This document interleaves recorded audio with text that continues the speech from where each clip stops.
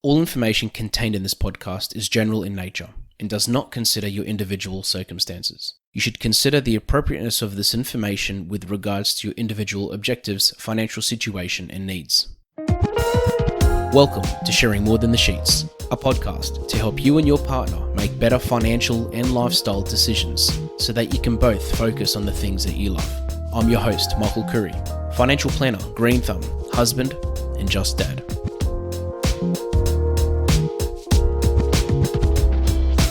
Saying no to a person that you love or to something that you love can sometimes be very, very difficult.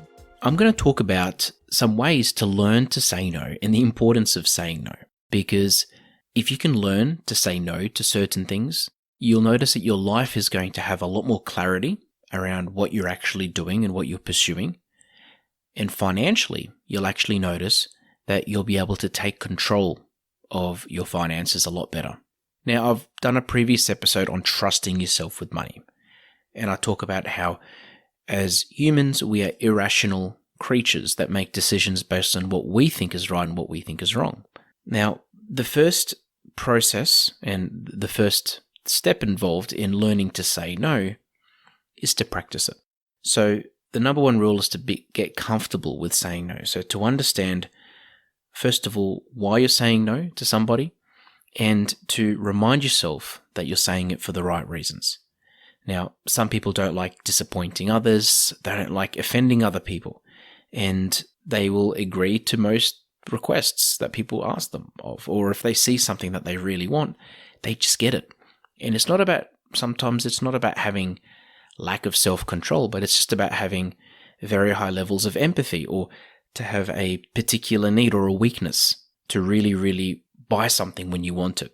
The second thing is to know your priorities and to remind yourself of these priorities. So if your priority is to save up for a house deposit, for example, and you're at the shops and you see a $5,000 couch that's half price, and you have a pretty good couch at home, but this couch is really, really nice.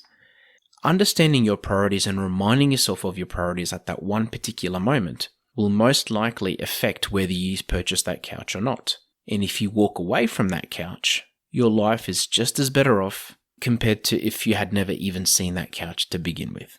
So knowing your priorities and reminding yourself of these priorities is very, very important. And one way to do that is to vocalize your goals. So to tell other people about your goals, whether it's a financial advisor or your partner, tell them what your goals are, have it written down, talk about it. And by doing that, you're a lot less likely to abandon those goals, and you're a lot less likely to ignore them when it comes to making certain decisions, like saying yes or no to something. A lot of unnecessary spending can be linked to social status, so keeping up with the Joneses. I'm one of the first people to say that I like particular things. I like nice things. I like technology, for example. I love technology. And sometimes when we start comparing what we have to other people, we get very, very obsessed with actually trying to make sure that we can keep up with what they have, because we feel that if we have something that isn't as nice as other person's, for example, our status may be lower, for example, or we suddenly are not content with what we have because we see somebody that has something better.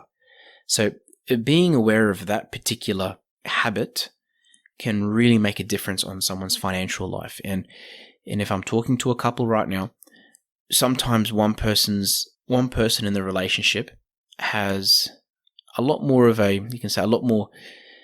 this particular trait of trying to keep up with the Joneses can be a lot more prevalent in one person over another. So reminding yourselves of these points and reminding yourselves of your priorities, and before you make a decision, thinking, look, hold on a second, are we doing this because we want to do it, or are we doing it, or are we buying it because we want to keep up with the Joneses? Another point is by planning your money and by planning your finances and giving yourself restrictions around what you spend and when you spend it, you are going to be a lot more likely to say no to things. For example, if you've given yourself a budget to spend $500 a month on shopping, for example, and you've already blown that budget for the month, and you see something that you want to buy, you're going to be a lot more likely to remind yourself that you've exceeded your target or your goal, and you're not going to spend more than you should. Now, that's not going to happen all the time. It's not a perfect world, and we are humans.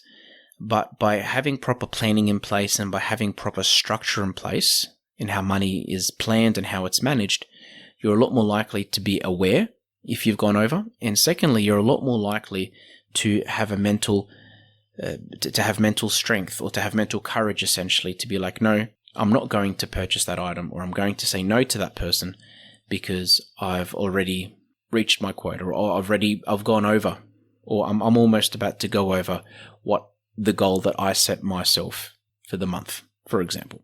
So all in all, when it comes to making decisions, whether it's money decisions, whether it's life decisions, even at work, when people are asking you, hey, can you do this for me? Can you do this? Can you do that? By following some of these points and having a think about why you're actually responding, how you're responding to that person, and whether you are just saying yes because you are going to feel guilty or you're going to feel bad, you need to just stop for a second and actually think about your process and what you're actually committing to.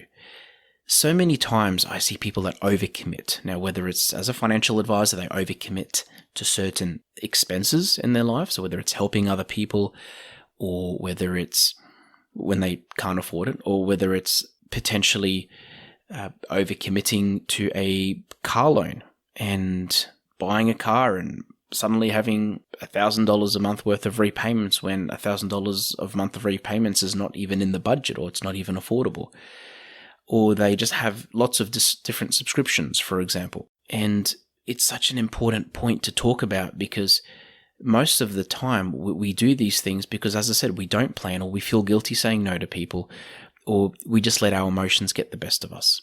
Stopping for a moment, having a financial advisor or having someone to talk to about these things does help, because you have an outsider's perspective. I actually have some clients who literally call me before they make any significant purchase.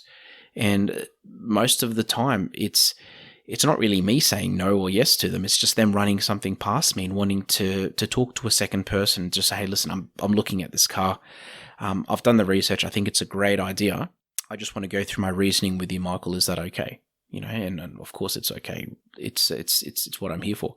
But it's sometimes really important to vocalize these things and to discuss them and to walk through your thought process with somebody. Again, like this couch. Let's say, for example, you do see a $5,000 couch and it's half price, and you go through the reasoning in your head and you think, yeah, this makes a lot of sense. It's half price. My couch is great. It does what it needs to do, but it is getting a little bit old and it doesn't really match my new carpet that I bought last week. And I think I really need this couch. But then you talk to a friend that says, well, hold on a second. Your couch is fine. Your couch does everything you want it to do. I actually really like your couch. And aren't you saving up for that holiday that you want to take in 3 months? So suddenly having that discussion changes everything, because instead of you trying to convince yourself that you want this particular couch, you have somebody coming in from an objective perspective that has no emotional input, or no one that is not emotionally vested into your situation in any way, shape, or form, telling you the hard facts and telling you basically what you should be caring about, or reminding you what you should be caring about and what you should be focusing on. So what I'd like you to do is have a think about the last 10 times you said yes to somebody. So whether it's paying for something, buying something, or even committing to something, and ask yourself whether you actually should have said yes or not. Evaluate that decision of saying yes. Work out, was it worth it for you? Was it the right thing to do personally? Was it the right thing to do financially? And if not, next time you are asked a question, or next time you're in a situation where you have the decision to say yes or no, think about your previous decisions and whether you're just going to be repeating history all over again.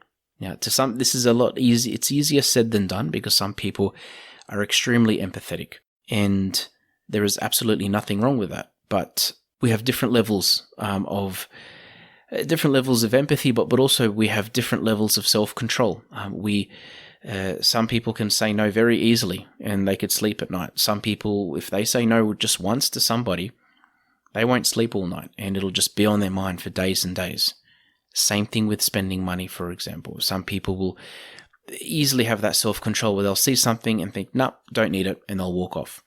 Others will be completely different. They'll just think about something, they'll obsess about it, and they'll trick themselves, or they'll convince themselves that they really need this particular thing. So learning to say no is such an important skill. Anyone in business will tell you that it's one of the most important skills they've probably ever learnt. Somebody in finances will tell you that as well. And even in relationships. So I hope today's got you thinking. It's just something that came up the other week when I was talking to a client, and I thought that recording this episode will help you have a think about it. And you're probably listening to this and nodding your head. And if you are, do something about it. Think about it. Have that accountability partner. Have that financial planner or that friend or somebody there that can help you to make these decisions so that you can learn to say no. Thanks for joining us on Sharing More Than the Sheets. Please make sure you subscribe to be updated with future episode releases, and feel free to share this episode with any friends or family that you think it might benefit. Please visit us at sharingmorethanthesheets.com.au to submit questions or requests for future podcast topics. These podcasts have been brought to you by Better Financial Planning Australia. To book a 15-minute phone chat, visit betterfinancialplanning.com.au.